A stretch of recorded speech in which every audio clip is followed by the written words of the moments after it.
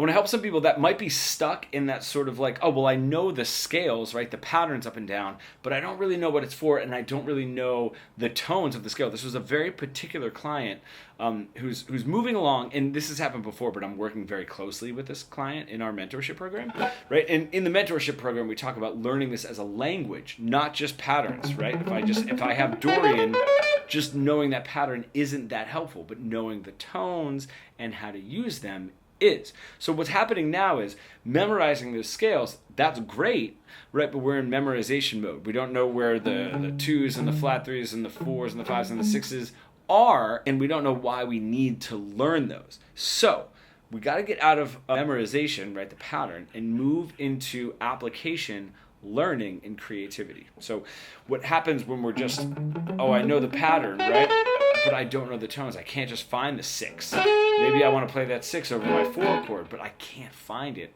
that easily.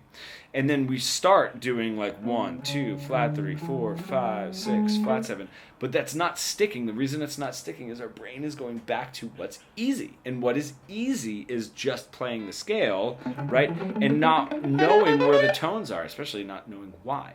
So this is the best way to break out of that, right? This is a great exercise, even if you're just starting to learn your scales, is to get out of memorization and get into learning. All we need to do is apply it and add some creativity. Those are two cognitively different experiences. So let's add a little bit of creativity. So if you take a section of your scale, right? In this case, I'm just going to use from my root note here to the 4, right? That part of my Dorian scale. And I say, okay, I have a 1 to a 4, 7. Cool.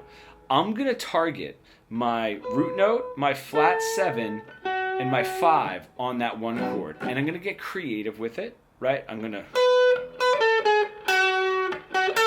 Cool, and then target my 6, my 1, and my 4, the tones that really exemplify that 4 chord.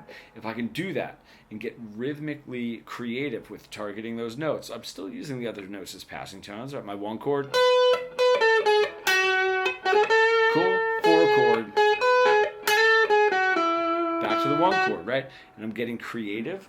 We're going to move that from, I don't know, I just know the scale, sort of hollow, I don't know the tones, to something creative. And we can do that with any scale and any little part of the scale. And if you are stuck in that boring, robotic, just running the scales up and down guitar solo plateau that we all get stuck into, and you really want to bridge the gap between your creative ideas and what you're able to play, becoming fully fretboard fluent, comment pro below and we can get started.